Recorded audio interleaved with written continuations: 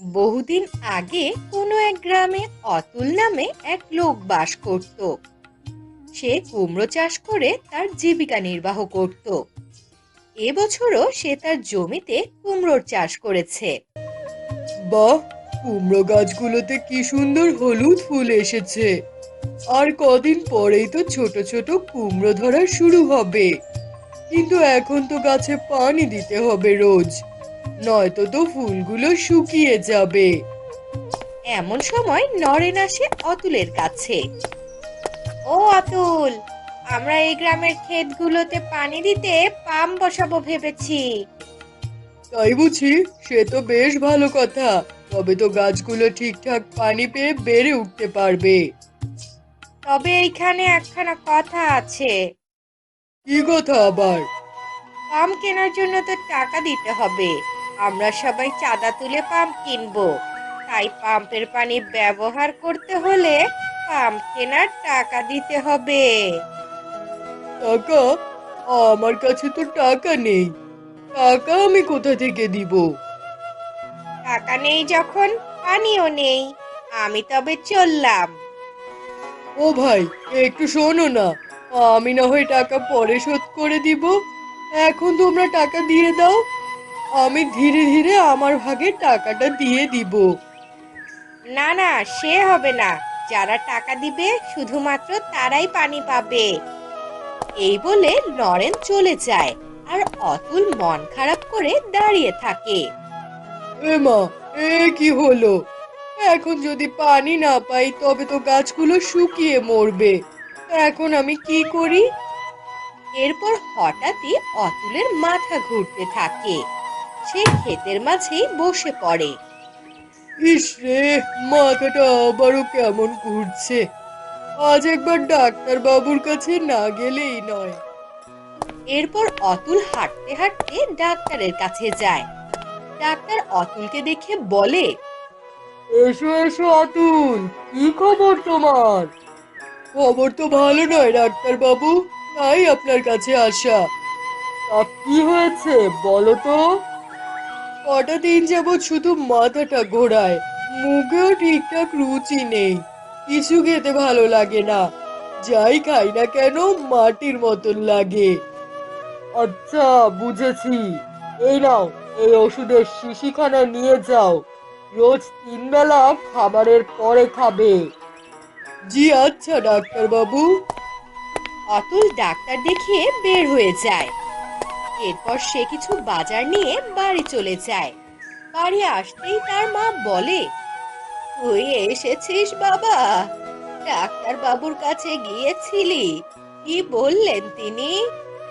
সে গিয়েছিলাম মা, এমন কিছু বলেনি।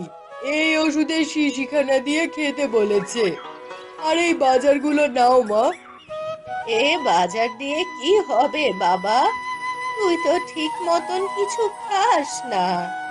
সেসব ঠিক হয়ে যাবে মা, তুমি ভেবো না। এরপর দিন সকালের খাবার খেয়ে অতুল মাঠে যাওয়ার জন্য রওনা দেয়।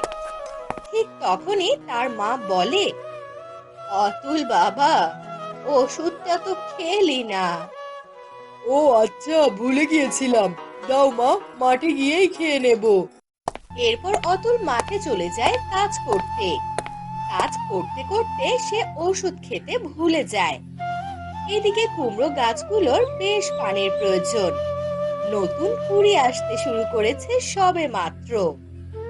আজ তো দেখছি কুমড়ো গাছগুলোতে কুঁড়ি এসেছে। এখন যদি পানি দেয়া না হয় তবে তো কুঁড়িগুলো অকালেই ঝরে যাবে। যাই, নরেনদের আরেকবার বলে দেখি যে পানি পাওয়া যাবে নাকি।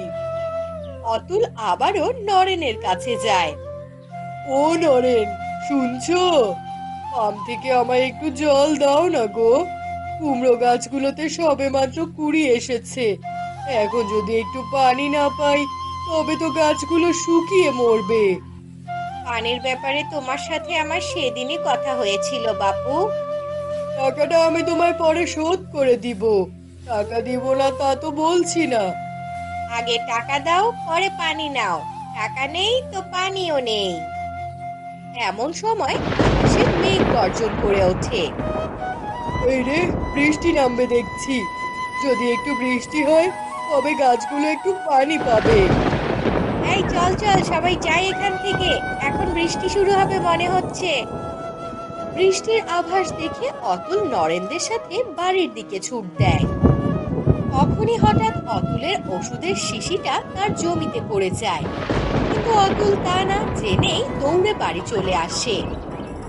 এরে খোকা, এমন দৌড়ে আসছিস কোথা থেকে? এই তো মা, ক্ষেত থেকেই। বৃষ্টি আসছে তাই এমন দৌড়ে চলে আসলাম। বৃষ্টিতে ভিজলে পরে আবার ঠান্ডা লেগে যেতে পারে। পরদিন সকালে খুব ভোরে অতুল মাঠে যায়। গাছগুলো নিয়ে তার মনে প্রচন্ড দুশ্চিন্তা হচ্ছিল, কিন্তু মাঠে গিয়ে যা দেখে তাতে সে হতবাক হয়ে যায়। এ এটা কি করে সম্ভব? কাল পর্যন্ত যেখানে কুড়ি এসেছিল সেখানে এখন বিশাল বিশাল কুমড়ো। এমন তো কখনো হয়নি। সে দৌড়ে যায় গাছের কাছে। প্রতিটি গাছে দুই তিনটা করে বড়সড় কুমড়ো ঝুলছে। গাছগুলোর পাতা টাটকা সবুজ হয়ে রয়েছে, কোনো শুকনো ভাব নেই। এমনকি যেসব গাছ একটু মরে যাচ্ছিল সেগুলো এখন যেন নতুন প্রাণ পেয়েছে। এ যেন স্বপ্ন দেখছি। আমি তো পানি দিইনি, বর্ষাও তো তেমন আসেনি। তাহলে কিভাবে হলো এমন? হঠাৎই তার মাটিতে চোখ পড়ে।